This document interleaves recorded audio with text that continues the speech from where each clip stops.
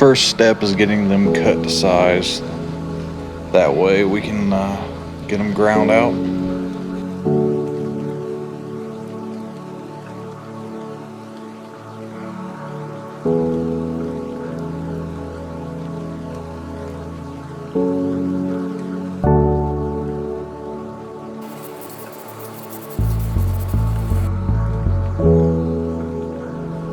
Now we're getting the profile ground to size. I do some forging when it comes to like Damascus and stuff, but for everyday carry and these knives like this, it doesn't make much sense to forge them out.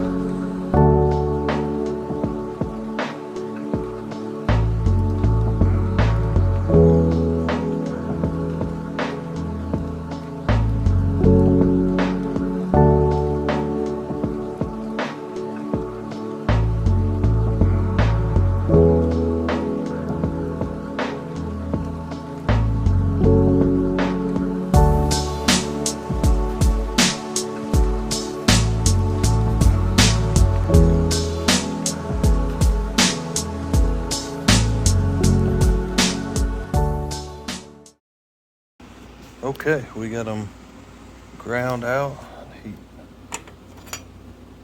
File work done. Next step is heat treat.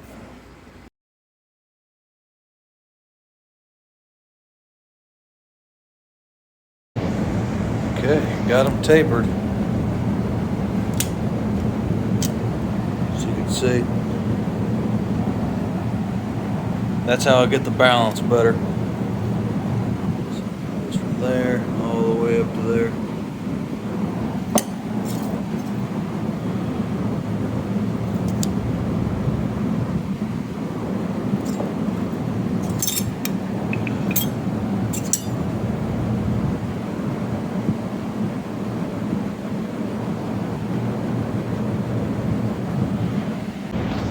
Okay, so now we've got them heat treated, we got the tangs tapered. Next step is to grind the bevels. Let me see if I can get my phone to show. Does not want to show. So what I do is I score lines down the middle of this so I know where to grind to. You can kind of see it right there next to my thumb. And then I have this guard right here. It's hard to film with one hand. That right there, so I make sure I don't get these plunge lines at different angles. So that's the only purpose of that. So I'll do a time lapse of me grinding this so you can see. By the way, the reason the knives keep changing to different types is I'm working on a pretty large batch right now. And here's the next step. So I grind it to those center lines. My gosh, the phone will not work. The first step is to grind it like this. The reason I do that is these sharp corners, they like to destroy belts. So it just like rips the grain off the belts. So what I do is I use an old belt to take those corners off so it won't dull the new belts as quickly. So it's like, there's a lot of different things that go into this. And even when I get done with this video, there's gonna be a lot of things I didn't film. But also, how I get the ventilation in my shop and keep it going is I have a whole door right there. Lets the air come through and it's all walled off all the way around. Then I got a massive fan. It's about 4-foot fan. Get this paper off so it doesn't restrict the flow. And that just sucks the air down. Gets all the dust out of here very, very fast. So you like get some dust and just instantly goes down. So it keeps the air nice and clean. And then a lot of the dust goes in the bucket. So what happens is it goes straight down, then goes into the bucket and collects. That's all the iron dust. So I just want to show you that. Okay, next step.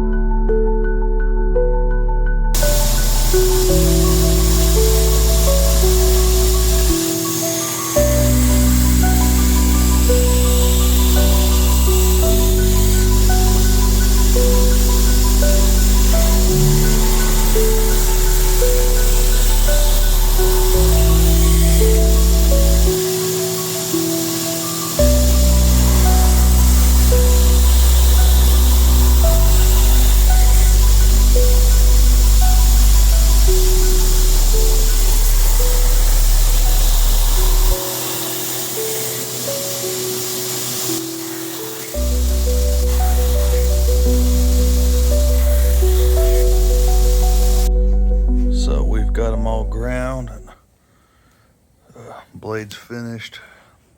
Did some in acid etch, some in non-acid etch.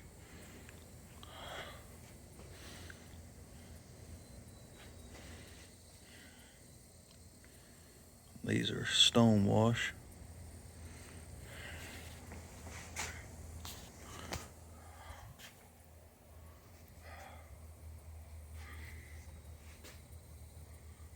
Off the handles.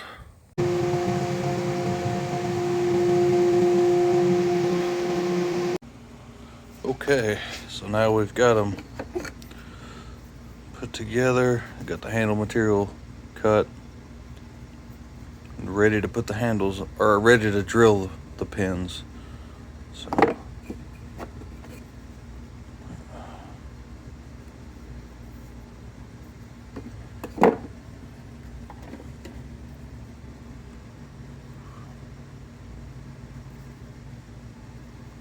okay, next step.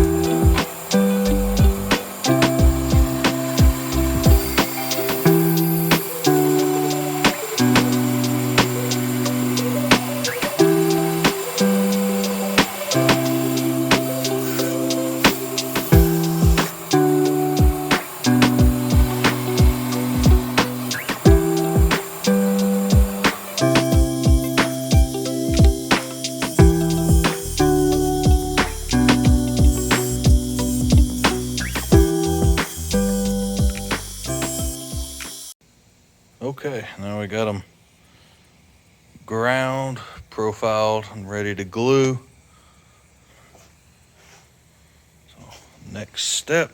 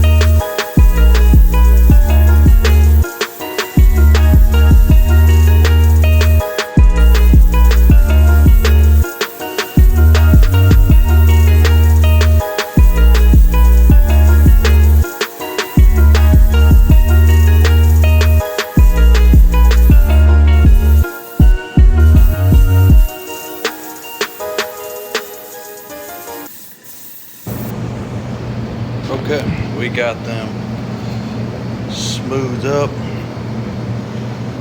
rounded, and I got them set to 200 grit.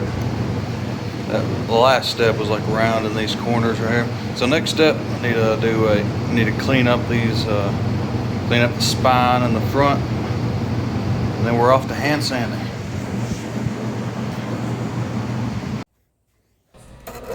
This is how I add texture to the burlap. Gives a real nice feel.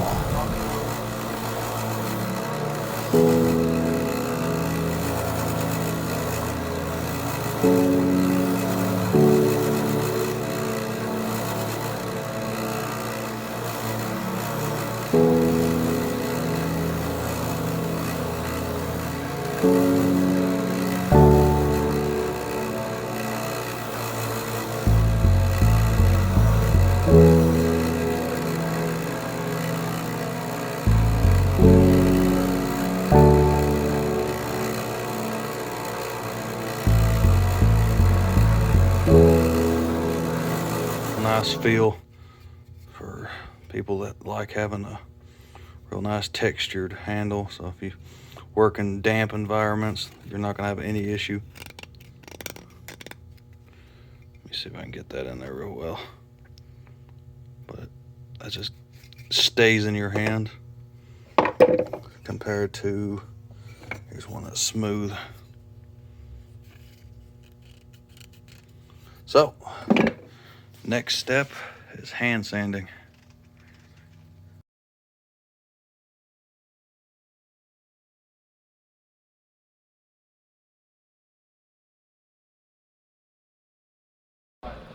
So this is how I hand sand, making sure there's no hot spots and all the scratches are even and everything's real nice and smooth.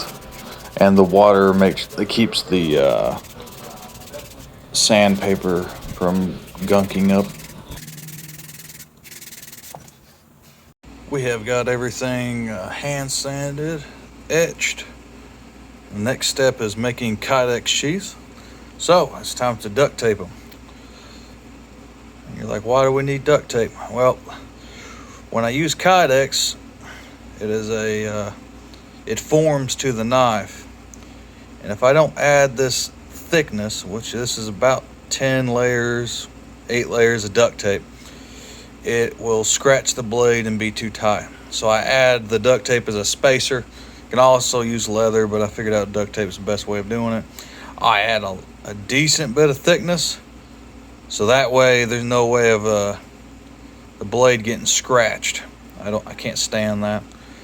And where the knife is actually being held is right here. The blade should not be touching. So that's how I figured out to do Kydex. So we're gonna get all these taped up. We're gonna get them pressed. I'll show you how I press them, and we'll move on from there.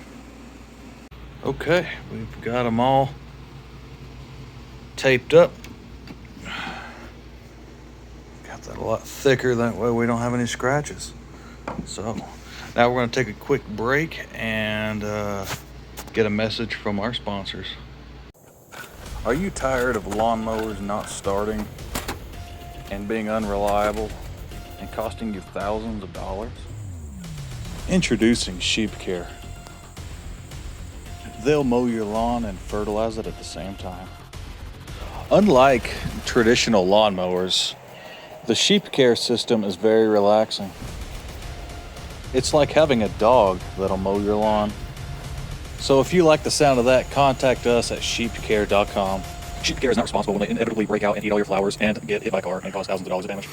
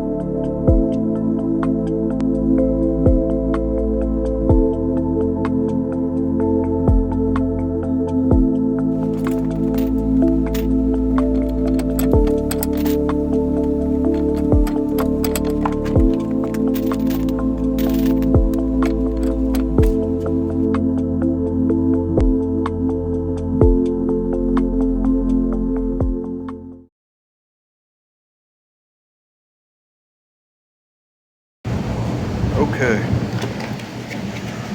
Got the sheaths profiled. Next step is to smooth up the edges, get this notch cleaned out, and put on the leather. And while I'm in here, I'm actually sharpening the knives. I've got them brought up to 120 grit. Next step's 400 grit, and then we go from there. So, next process.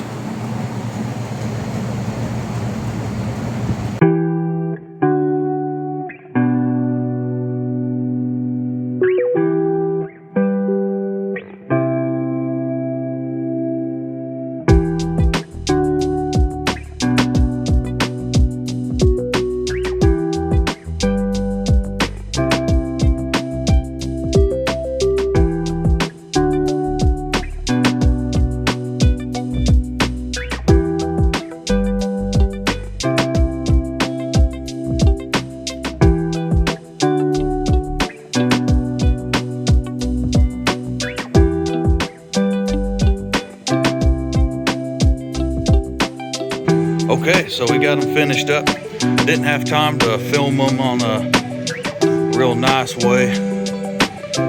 Sheep had other plans, but they're all done. Thank you and God bless.